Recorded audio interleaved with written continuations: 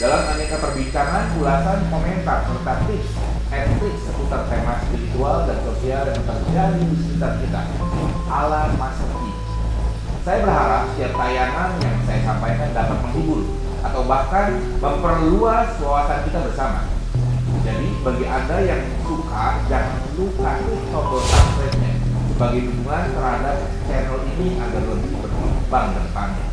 Silakan isi juga kolom komentar dengan masukan atau pertanyaan-pertanyaan yang dapat saya tanggapi pada konten-konten berikutnya. Dan bagi yang beruntung, akan saya berikan hadiah. Thank you. Oh ya, jangan lewatkan program web series saya hanya di channel saya ini, Mas Ki. Channel terbada.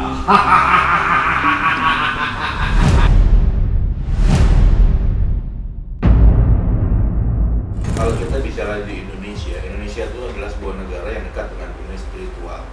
Dalam dunia spiritual ada hal-hal yang menyangkut hal menyenangkan dan hal tidak menyenangkan. Bahwa di dalam alam ini lengkap, ada alam gaib dan alam nyata. Kalau kita bicara dunia spiritual itu lebih pada alam di mana ada dan tiada. Kadang-kadang orang bilang ada, kadang-kadang ya nggak ada. Tetapi pada prakteknya bahwa dalam dunia spiritual kita mengenal keilmuan, dan keilmuan itu begitu luas. Tapi secara umum orang menyebutnya dengan dua macam, yaitu ilmu hitam dan ilmu putih. Kalau kita melihat dari penemuan yang terjadi di masyarakat daerah Kudus ya, saya melihat ini lebih cenderung pada ilmu hitam. Jadi ilmu di mana tujuannya proses melakukannya adalah untuk menyakiti orang lain dengan target menyakiti. Kok ada foto cewek? Mungkin dia tuh pelet. Kalau saya bilang dalam kondisi seperti itu tidak mungkin pelet. Karena pelet itu lebih pada areal yang menyenangkan, areal yang membuat orang senang. Target itu menjadi menyukai si A, menyukai si B, menyukai si C. Dan dalam proses itu tidak mungkin menggunakan bangkai seperti dalam peristiwa ini. Yang kita temukan di sana ada bangkai, ada barang-barang tajam ya, dan hal tersebut lebih cenderung pada hal yang bersifat menyakiti. Jadi kalau kita bicara bangkai itu energinya energi kematian, energi negatif yang luar biasa besar dan arahnya lebih pada membuat orang celaka. Jadi kalau kita melihat dalam dunia sadar, dalam dunia ilmu hitam itu mereka mengajarkan bahwa untuk menyakiti orang lain, untuk menguasai pikiran, untuk menghancurkan seseorang itu dengan energi negatif yang besar. Salah satunya adalah bangkai. Jadi kalau orang tanya mungkin dia itu sadar, saya jawab tidak mungkin. Dia santet, mungkin itu pelet, saya tidak mungkin. Kalau itu pelet, dia pasti menggunakan media itu tidak seperti itu. Misalnya begini, kalau pelet dikubur di makam, bisa dikubur di makam, tapi ya cuma fotonya aja. Dengan kembang pasangannya. Jadi foto dengan kembang atau dengan wewangian itu masuk dunia, oh mungkin di pelet bisa jadi.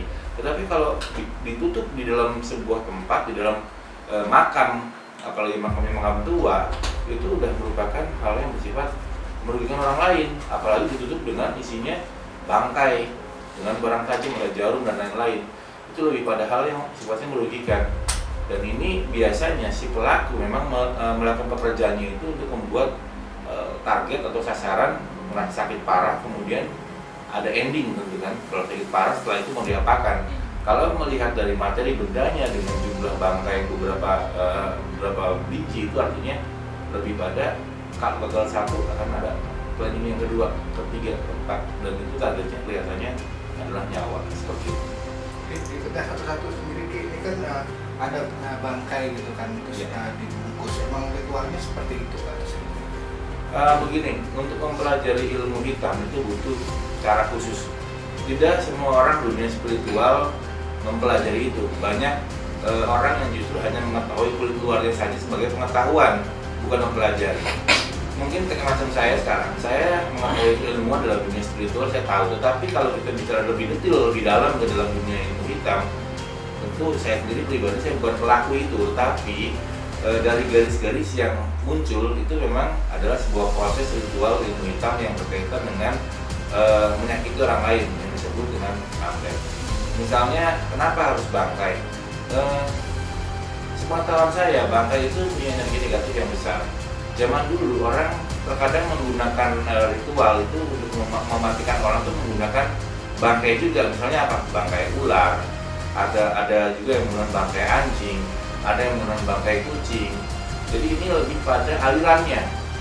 Aliran si A biasanya menggunakan orang tuh untuk membunuh orang, misalnya menggunakan apa? Menggunakan bangkai anjing misalnya.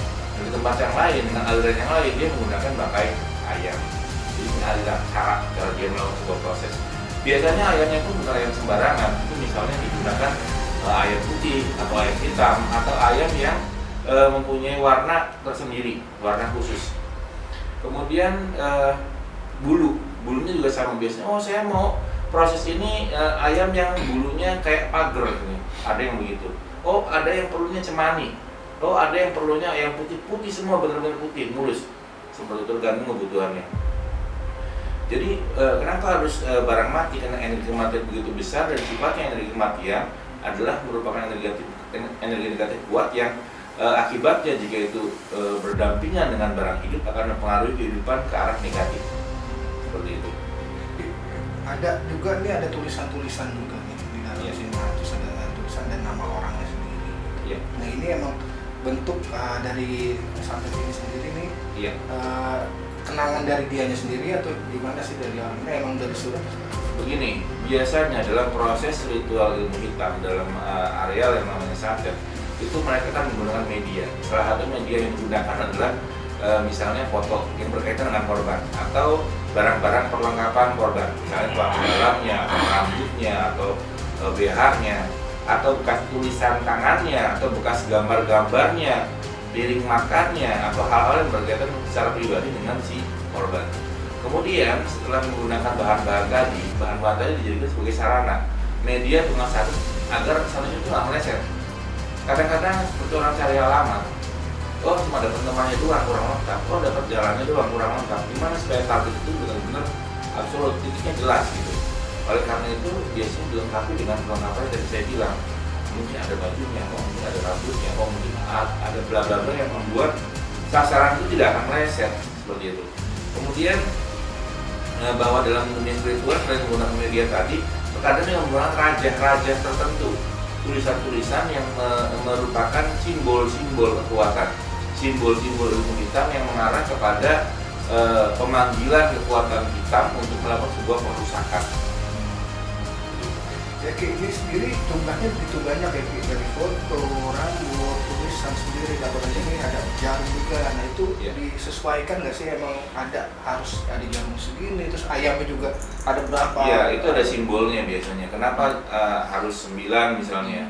Ayam tuh 9, itu biasanya itu 9 hari. Kurang lebih seperti itu. Kenapa harus pakai jarum? Kenapa harus pakai jarum? Ya mungkin jarum itu yang akan dikirim. Hari keberapa dia akan berangkat, dan ke-9 harus sampai target, kurang lebih begitu. Ada yang mungkin kembali lagi, ada yang mungkin prosesnya 9 hari, pengirimannya begitu dia berjalan, ditutup dia berjalan seperti itu. Oke, perbedaannya sama pelet dan santet ini apa sih? Jauh perbedaannya begini. Kalau pelet itu lebih pada membuat sebuah perasaan si A, merubah perasaannya dari tidak suka menjadi suka. Intinya rasa suka, rasa menyenangi sesuatu. Tidak menyenangi menjadi menyenangi, tidak suka menjadi suka, seperti itu. Tapi kalau santet lebih pada menyakiti, tidak sakit menjadi sakit, sehat menjadi sakit, sakit lebih parah lagi, seperti itu.